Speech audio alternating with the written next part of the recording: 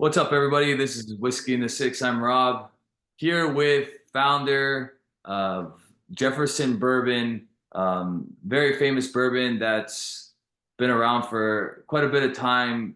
A lot of people are very familiar with Jefferson's, especially I would say most famous is the Oceans, just because of the unique nature of Oceans bourbon. Um, Trey, how are you? Nice to have you on the channel.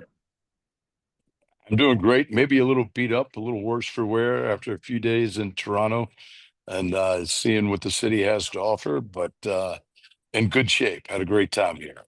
Yeah, any fun stories you want to share really quickly that you're maybe allowed to share that you got? You know what?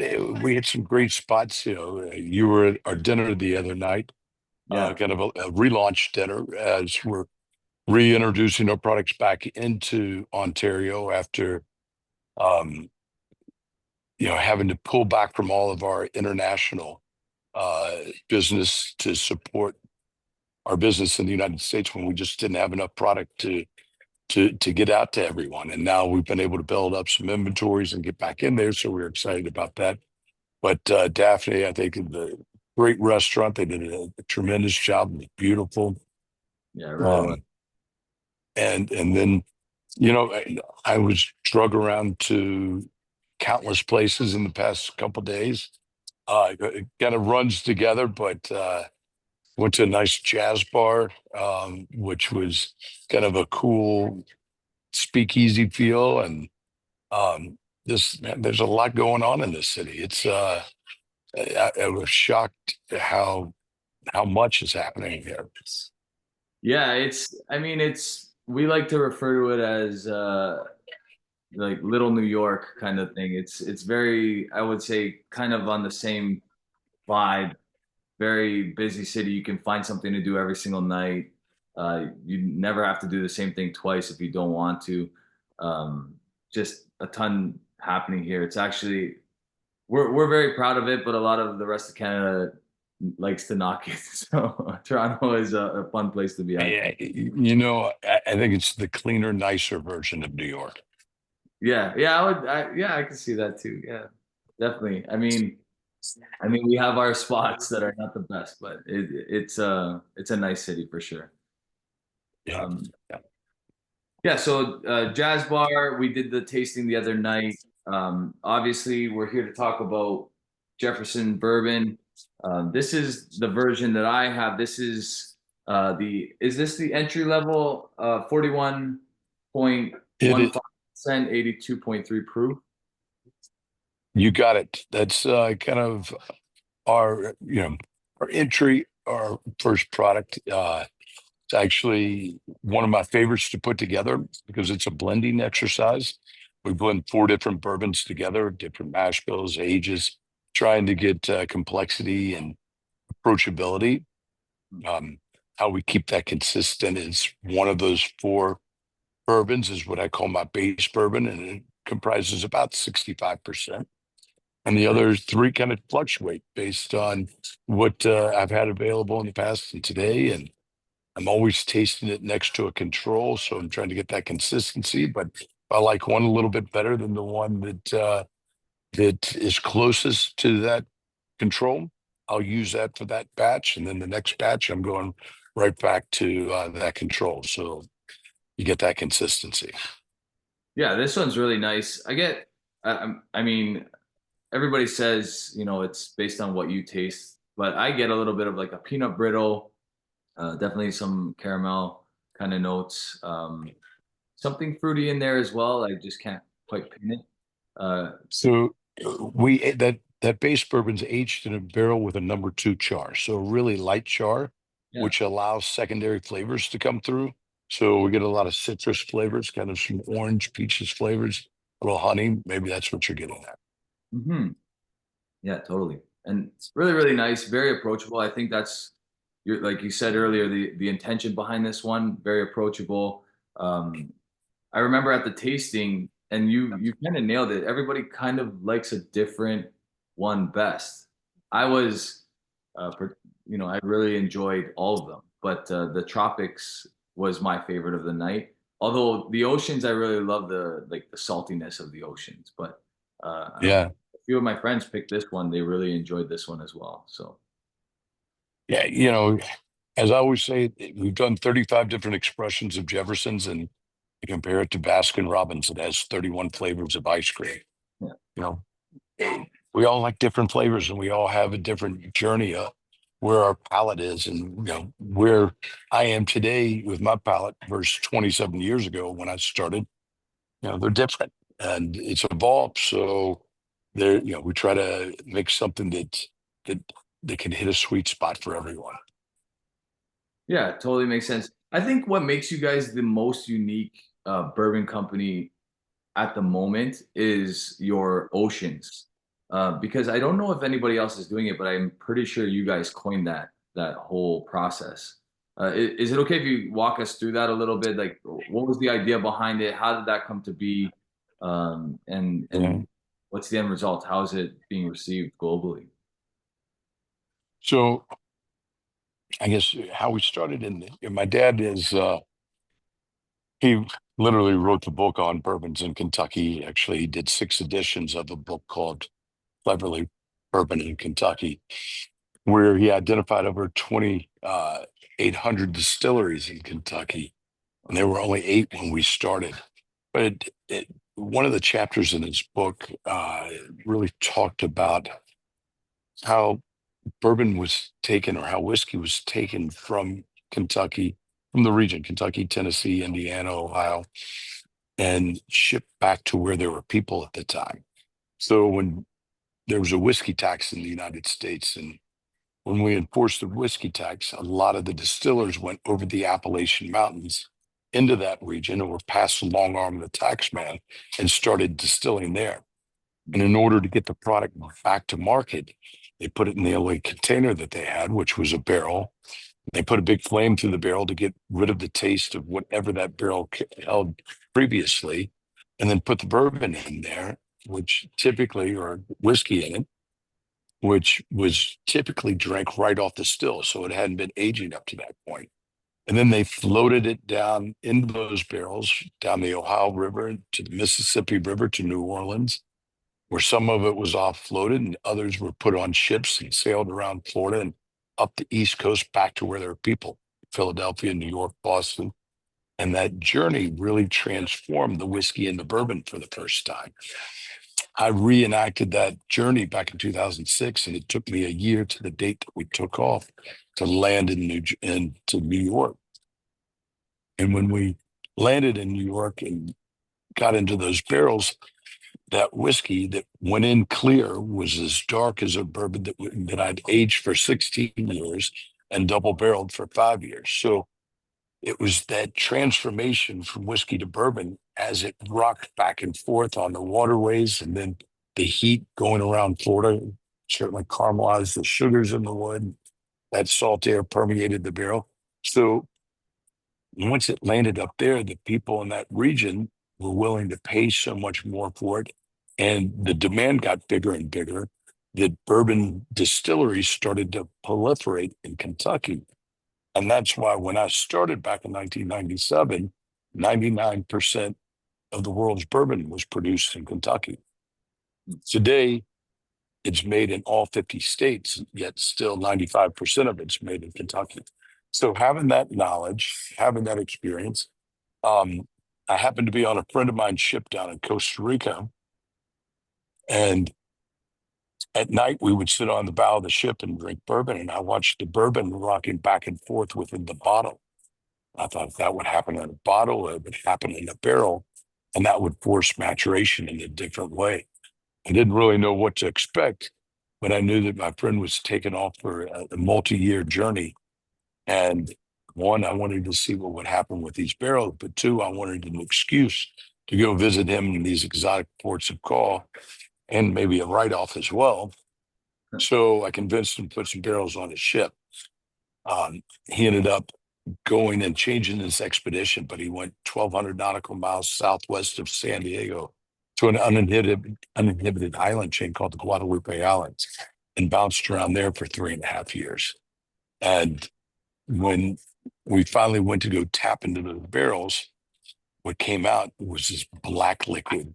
It was thick and it was different than anything that I'd ever had before. And it was absolutely delicious. So we sent one of the barrels back to the cooperage and had it reverse engineered, going to see what had happened. And the cooperage had never seen caramelization like that. They've got cooperages all over the world, but that heat really caramelized the sugars in the wood. And then the constant contact from liquid to wood picked up color and flavor and also act as a filter and took out the astringency of the alcohol. And then the salt air was able to permeate the barrel and give it a briny taste as well. So we had journalists with us who dubbed it the salted caramel popcorn at that time. Salted caramel popcorn bourbon at that time, I should say. So it was really very different than anything that had happened in the last 150 years, but it was very similar to what was originally being made and produced after going on that journey from Kentucky back to New York, Boston, that area. So today, what we do, since I couldn't put thousands of barrels on that ship, we now age bourbon for 6 years in Kentucky, put it in containers, ship it down to Savannah, Georgia, where we contract it to be on the top of the bow of the ship.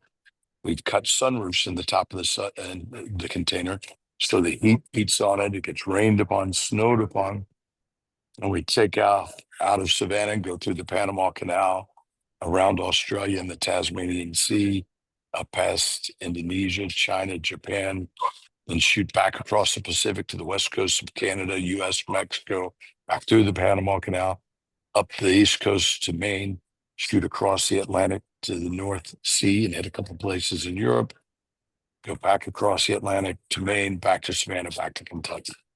So it hits about 5 continents, 30 ports, and crosses the equator a few times today. Nice. So how long, sorry, is that process exactly on It the ship? takes about 6 to 8 months. 6 to 8 months. Nice. And Mhm. and the salinity in the expression is so obvious, as opposed to, I guess, most bourbons that you would try. You get that saltiness, which I love.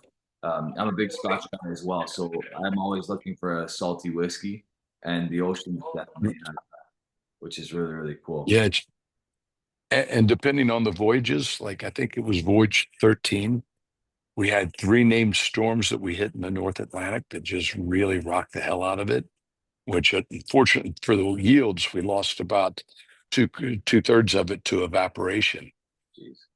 but that really condensed it and made it extremely briny. And some people love that voyage because it's so briny. Other people, it's not their favorite voyage because it's that briny. So Right. it's really prevalent. Yeah.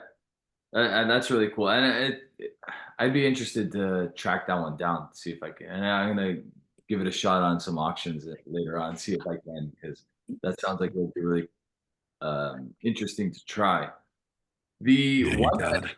actually really, and I know it might not be available just yet. I'm not sure. So far, let's quickly just share with the viewers what's available in Canada and the US right now as far as the expressions that you guys are selling. So as I said, we've done it well over 35 different expressions. I would say we've got about a dozen available in the US right now. We do have you know, different bottlings, spot bottlings basically for like our old rum finish. So we finish in Gosling's Old Family Reserve rum. So we do that about once every 18 months. We do bottlings of our Pritchard Hill cast finish and our Twin Oak cast finish a couple times a year. So some of those, our core would be our Jefferson's very small batch, our Jefferson's Reserve, our Jefferson's Ocean, our Jefferson's Tropics. And those are always available, year round in the U.S. And the other ones, Pritchard Hill, Twin Oaks are available as well. The other ones are more spot bottlings, or Jefferson's Manhattan, Esquire Manhattan. So our Jefferson's Ocean Rye we do once a year as well. So some are always on, some come back and forth, and then we do some distillery onlys. And again, we're just now relaunching in Ontario, Right. which we're super excited about. As I said, we pulled back from all of our international business 4 years ago, and now we're actually Ontario's our first market that we're back in. So excited about that. We've got everyday listing of our Jefferson's very small batch. We do have Jefferson's Ocean available. Um, and I think that's special listings. And I think we will have Jefferson's Tropics if everything goes right. Nice. That's awesome. Yeah, and the tropics is another really cool story that you shared at the event. Um, just like the whole idea behind it. And it's so funny how so many of these whiskey stories come from, I don't want to say an accident, but it's more of an experiment that becomes something that you're like, hey, we need to stick with this because something really magical happened here. Did you want to explain that story with the tropics, how that came to be, or? Yeah, you bet. So I've been sprinkling barrels outside of Kentucky, some really cool properties around the US. And um, you know, a lot of this was a little self-serving because they're really cool properties that I wouldn't get invited to unless I put a barrel out there, and then I get invited back each year so we can taste it and see how it matures in a different climate and environment. And so we've got some like up on a mountain in Montana and underneath a stagecoach, but I have one down in the Delta in this really hot, humid area, and it really accentuated some beautiful flavors that I typically don't get in bourbon. And I thought, if this is good in this hot, humid environment that's 6 months out of the year, what if we took it someplace which is hot and humid all the time? So that's exactly what we did. We took bourbon that was fully matured in Kentucky, sent it down to Savannah, Georgia, put it in containers, put it up on the ship, sent it through the Panama Canal across the Pacific to Singapore. And Singapore is 80 miles from the equator, and it's oppressively hot and humid. And we left those barrels there, about 1,000 barrels, for 18 months. And in that 18 months, it really slow cooks the sugars in the wood. It really brings out the sappiness of the wood, not the woodiness, and just some tremendous flavors. So after 18 months, we put it back on the ship, send it back to Kentucky, and we cut it back from about 125 proof down to 104 proof with that great Kentucky limestone water. So you get that crisp, clean water mixed with that great heat that just does different things to the barrels. And it really brings out, I get kind of a cherry pie, black cherry flavors and blood orange flavors, just big, great mouth feel on it. You wouldn't get if you were aging in someplace like Kentucky. Yeah. Yeah, I love So, the entire tasting. I love my heavier ABV whiskeys, and that one really stood out to me. I even said at the tasting to a few people I was sitting with, because it was served with dessert, and for it to keep up with that kind of sweetness, that's a challenging mhm, thing for whiskey to do. And it held its own against the dessert, which was very sweet, right? So I thought that was right. really cool. Really, really Yeah. enjoyed it. I can't wait till that's here. They're all So great. that's Go ahead. that, Sorry. that's really the first of what I'm calling our climate series. So that's Jefferson's Tropic Singapore. There'll be Jefferson's other iterations that come from really kind of harsh or extreme climates, some kind of sexy, cool places that I want to go to. So the kind of a combination. And we're aging them right now, and we're playing them out and seeing how they're aging in these different climates. Because to me, the terroir for whiskey doesn't come where you grow the grains, because most of the flavor comes from where you mature it, the maturation process. So to me, where you mature it really has a big influence. And that's bringing out a lot of different flavors that you just wouldn't get in typical maturation settings. So we're really excited about the future of the climate series and um, bringing in that different element to the aging process. Yeah, I think you're bang on with how you explain terroir, because a lot of people believe it is where, everybody has there's a big debate. A lot of people have a different opinion on that, but I think it definitely mostly has to do with where a whiskey is being aged, because that's ultimately what's going to get the most of the pull and push from the wood of the whiskey, right? The cold and hot contrast and all that other, Right. right? So I Yeah, do, I got to, but my theory is when you're distilling something at 150, 160 proof, you're distilling those nuances of where the grains are grown out of.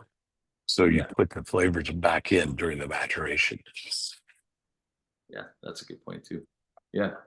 Um, so when there was was it recently that you guys were inducted into the Hall of Fame, the Bourbon Hall of Fame, or what was that in May? Yeah, yeah. No, it was a year ago, September. A year ago September. So yeah, it sure was. So that was very cool. We were the first father and son, my dad Chet and I, first father and son to be inducted together. So that was really meaningful because we got to share that experience together. Yeah, for So sure. unfortunately, he passed since then. And this September, during the Bourbon Hall of Fame induction, they did a great, tribute to him, which was really special. It was one of the last great times that we had together, where he had all his friends around. So that'll be near and dear to my heart for a long time. For sure. And I mean, I'm really glad to hear that he got to experience that from something that you both started together. Just such an incredible honor to be a part of that. It's something that'll stay in history forever, right? So it's really, really cool. Um, Yeah. so I guess we can conclude with where anything you want to share as far as where you guys are headed, what's new and upcoming with Jeffersons. Do you guys plan on releasing any like maybe single casks up this way? Because there's a big fan base when it comes to single casks in Ontario that we unfortunately in Ontario don't get a ton of single casks from various distilleries. So, what's happening in the next little while? I know LCBO is tough to deal with at times, so I don't want to get you in trouble with them. Right, right. Well, But that's luckily, yeah, I don't have to do that. So people that know what they're doing do. Um, yeah, we're really excited what we're doing. And one of the things that we're right now really highlighting, people have said we're the OG of blending. And we started blending bourbons together before blending was cool, basically. Now it's yeah, been one of the hottest things going on in the industry. And we've been doing it for over 25 years. So, we did it at a time where um, it- you know, we priced our products very competitively. So for our Jefferson's very small batch and Jefferson's Reserve, to have a blended product where you're really putting the art of the blend to work at those price points is pretty incredible. We've got a halo that my eighth generation grandmother, Marion McLean, who was arrested for moonshining and bootlegging in 1799. And that arrest record actually makes her the first documented woman in the American whiskey business. I would be willing to bet it was probably the North American whiskey business, including Canada as well. But I don't know that. Um, she had five kids to support after her husband was killed during the Revolutionary War. So she turned to moonshining and bootlegging. So I blended five very, very different bourbons together to honor those five children. And, I think that's really kind of trumpeted us and giving us a chance to beat our chest about, our history as blenders. So we're pretty excited about that. So we'll continue to release the Marion McLean on an annual basis, and hopefully we'll be able to get some of that up there to Ontario as well. Um, and then we will have more of the climate series. And by all means, yes, I don't know what hoops we have to do to get our single barrels up there, but by all means, we want to make them available to you guys. yeah, that would be awesome. I mean, all those sound great. The Tropics series, I'm really excited about. And I mean, what a great story about your great grandmother or whatever it was, the eighth Yeah. generation. Um, Trey, thank you so much for doing this. I really, really appreciate it. the event the other night was absolutely incredible.